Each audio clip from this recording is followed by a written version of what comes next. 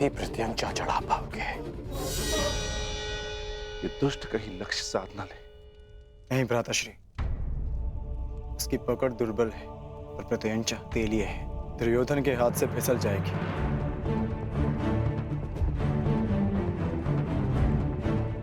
नहीं, एकाग्रता बनाए रखो दुर्योधन। यदि ध्यान भटका तो प्रत्यंचा हाथ से छूट जाएगी।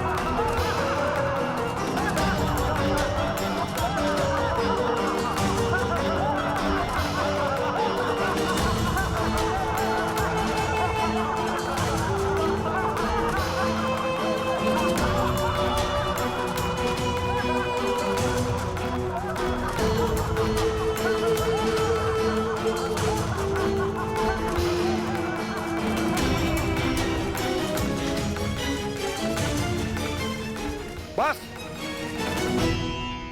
क्या यही है संसार के सर्वश्रेष्ठ योद्धा? क्या इसी क्षमता के बल पर मेरी पुत्री का वरण करने आए थे आप लोग? प्रतीत होता है गुरुओं में अब वो क्षमता ही नहीं रही जो अपने शिष्यों को युद्ध कौशल सिखा सके।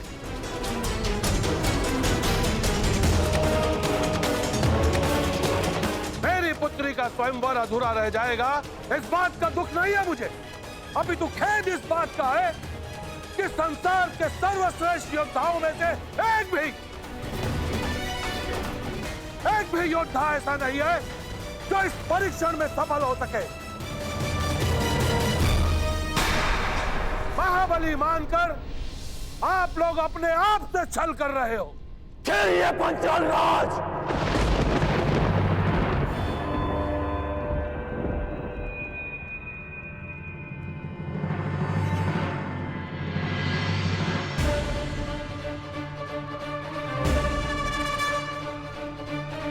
मैं स्वयंवर में भाग नहीं लूंगा, परंतु जब तक यह स्वयंवर न्यायपूर्वक चलेगा और मेरे मित्र दुर्योधन के साथ कोई अन्याय नहीं होगा। परंतु अन्याय हुआ तो ना मैं अपने धनुष को रोक पाऊंगा और ना ही मेरे बाण मौन रहेंगे।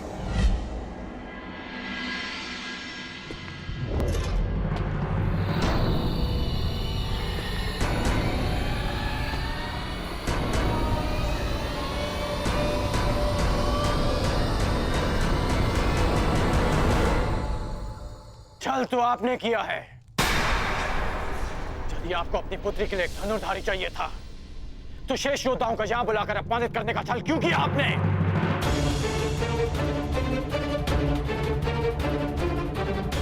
यदि बल, बुद्धि, दृष्टि, एकाग्रता और लक्ष्य पर प्रहार करने की क्षमता जांचनी थी तो केवल धनुर्विद्या का परीक्षण क्यों? खड़क युद्ध क्यों नहीं? गदा कौशल क्यों नहीं? आप वसुदेव कृष्ण के परीक्षण पर संदेह कर रहे हैं। आप इन पर पक्षपात का आरोप लगा रहे हैं भद्र पुरुष। हाँ,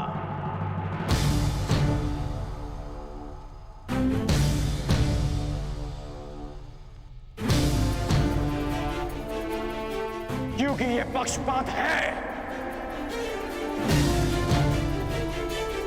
यदि ये गदा कौशल का परीक्षण होता तो मेरे मित्र युवराज दुर्योधन यहां उपस्थित सभी योद्धाओं को पराजित कर देते। परंतु नहीं, आपने ये परीक्षण एक पक्षीय रखा और उस पर आप महान गुरुओं की शिक्षा दीक्षा का अपमान कर रहे हैं। तो पांचाल राज, आपको आपकी ललकार का उत्तर अवश्य मिलेगा। एक शिष्य अपने गुरु के मान के लिए आपकी ललकार स्वीकार करता है।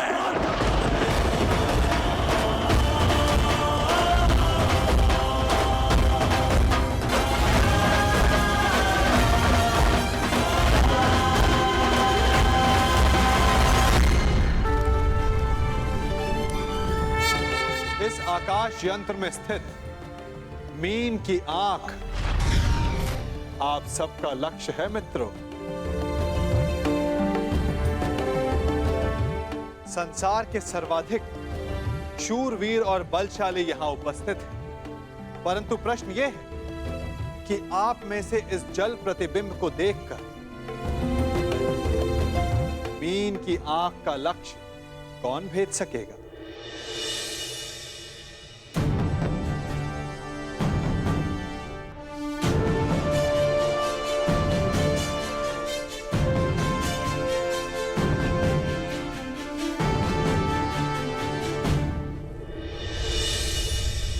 मुझे किसी भी मूल्य पर लक्ष्य भेदना है मित्र। मुझे विजय प्राप्त करनी है।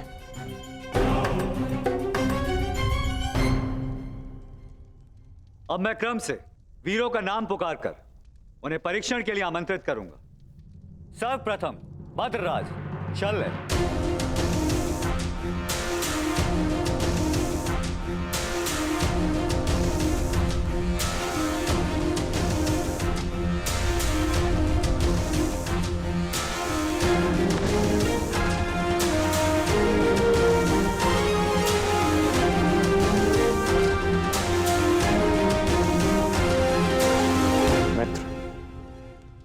आज कोई क्रोधित भी नहीं है, इसलिए मद्रराज के पास कोई अवसर नहीं किसी की शक्ति छीनने का।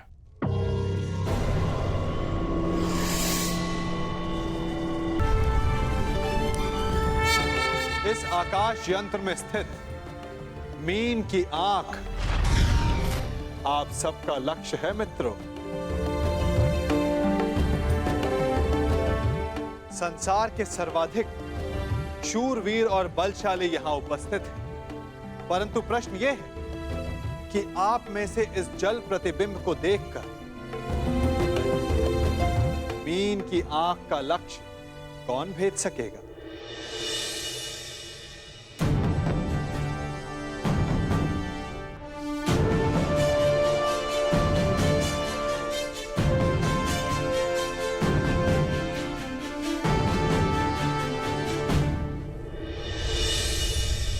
मुझे किसी भी मूल्य पर लक्ष्य भेदना है मित्र।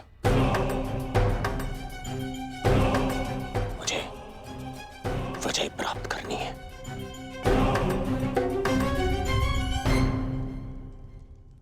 अब मैं क्रम से वीरों का नाम पुकार कर उन्हें परीक्षण के लिए आमंत्रित करूंगा।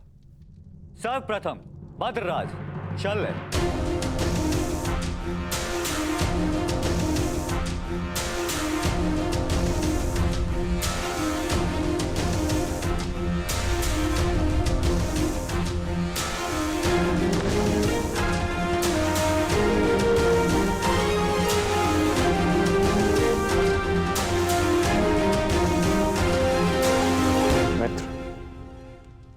आज कोई क्रोधित भी नहीं है, इसलिए मद्रराज के पास कोई अवसर नहीं किसी की शक्ति छीनने का।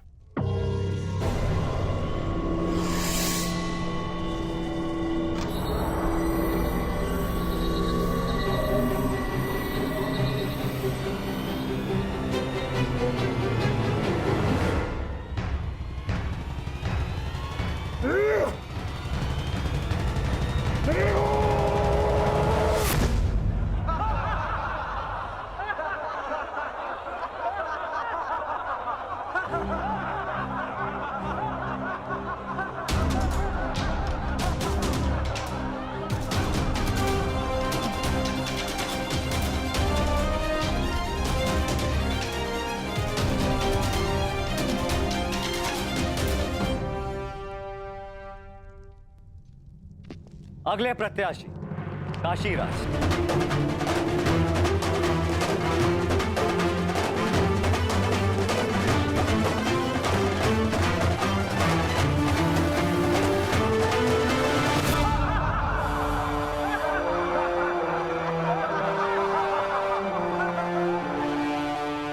संभव लक्ष्य नहीं है सखा। प्रतिबिंब देखकर आकाश यंत्र में घूमती नींद का नेत्र वेदन संसार में भला ये कौन कर सकता है? एक नहीं 3 पुरुष हैं सखी, जो ये लक्ष्य साध सकते हैं। और वो कौन है? वीर स्त्री का आभूषण होता है सखी। धैर्य रखो, प्रश्न उठा है तो उत्तर भी प्रस्तुत होगा। 3 पुरुष ये लक्ष्य साध सकते हैं सखी। इस सभा में 2 उपस्थित हैं और तीसरा प्रवेश करने वाला है।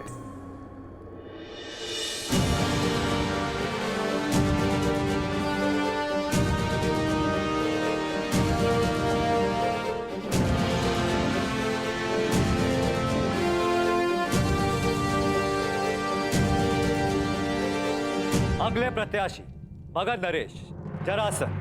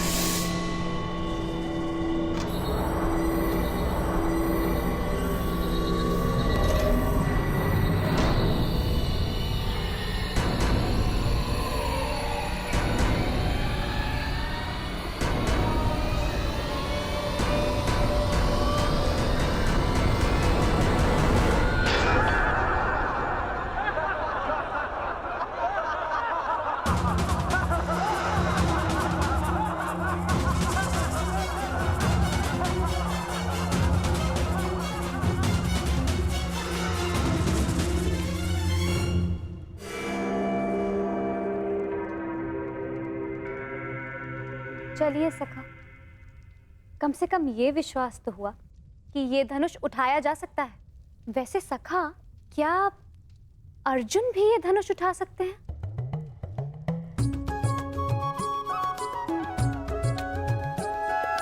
सखा, यदि अर्जुन इस सभा में उपस्थित हुए तब भी मैं उन्हें पहचानूंगी कैसे? कैसे मुझे ये ज्ञात होगा कि वो यहाँ उपस्थित हैं?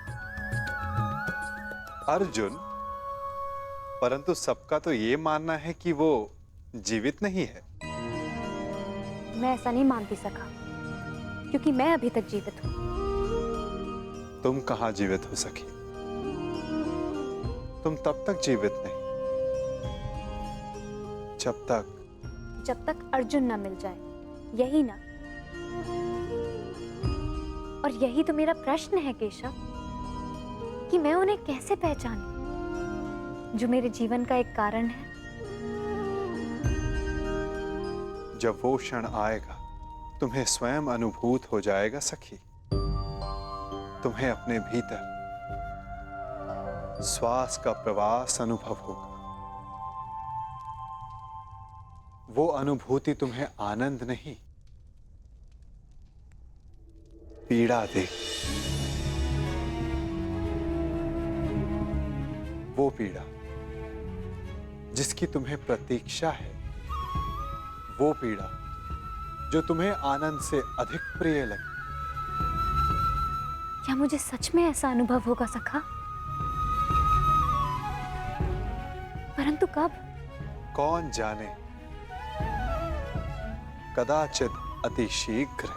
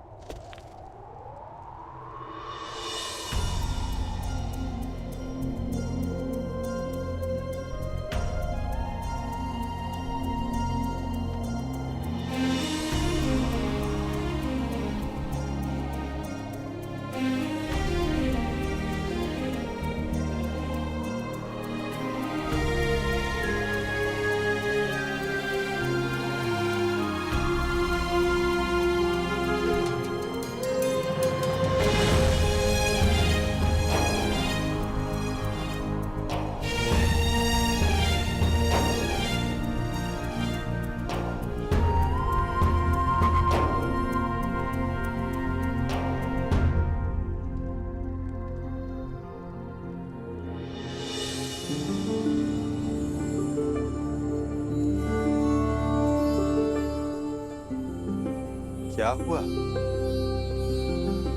सखा, मैंने कुछ अनुभव किया।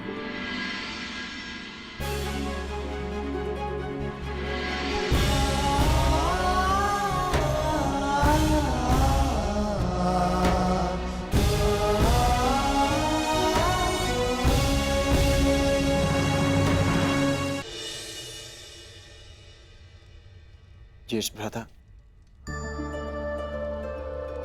वो कौन है जो मेरी ओर देख रहे हैं? जो राजकुमारी के समीप बैठे हैं वो वासुदेव कृष्ण हैं, द्वारकाधीश। हमारे ममेरे भाई भी हैं, परंतु वो तुम्हें नहीं देख रहे। वो स्वयंवर में आए सारे प्रतिभागियों को देख रहे हैं। वो कमल नयन वाले हैं, इसीलिए सबको लगता है कि वो उन्हें ही देख रहे हैं, परंतु नहीं।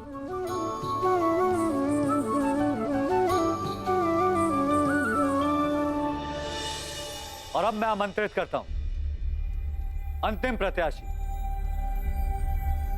हस्तिनापुर के युवराज दुर्योधन।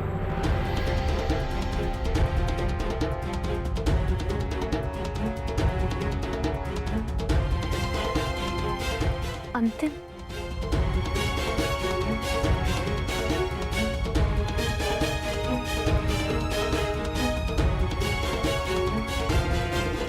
वो दिन कब आएगा जब मैं इस दुष्ट की छाती पर गदा से प्रहार कर पाऊंगा? शांत, ये माता श्री की आज्ञा है, स्मरण रखना। हमें यहाँ पर किसी की दृष्टि में नहीं आना है। हम यहाँ पर स्वयंवर देखने आए और कुछ दक्षिणा ले, बस। मित्र, मैं जानता हूं कि तुम ये धनुष उठा सकते हो, परंतु स्मरण रहे कि तुम अपने पांव के मध्य तनिक दूरी बनाए रखना, ताकि तुम धनुष का बोझ संभाल सको। धनुष का एक भाग भूमि पर रखना, ताकि प्रत्यंचा चढ़ाते समय धनुष तुम्हारे हाथ से छूटे ना।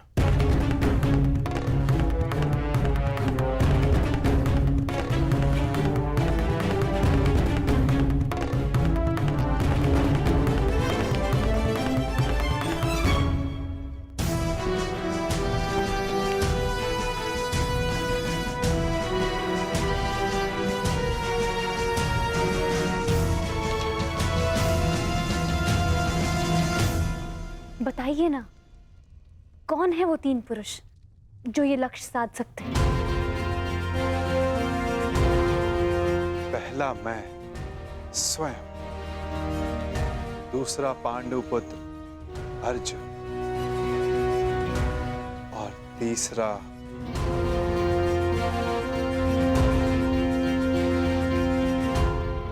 मैं राधेकर्ण, मैंने संधान लक्ष्य देखकर ही किया, आपके नेत्रों में देखकर।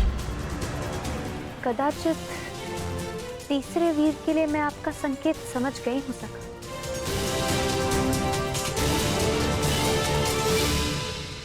परंतु वो इस स्वयंवर में भाग नहीं ले रहा है। आशा यही है सखी, परंतु नियति क्या कहे कौन जाने।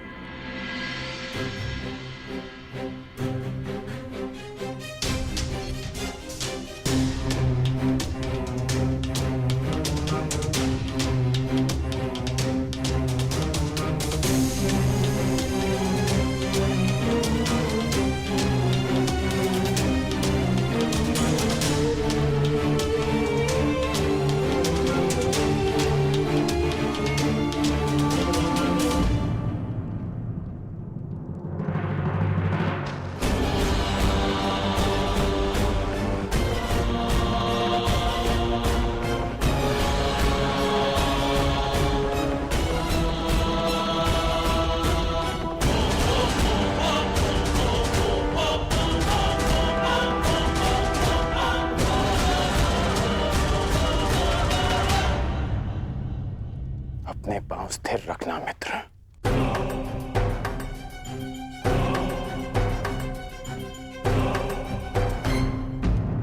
अब धनुष का एक भाग भूमि पर रखो।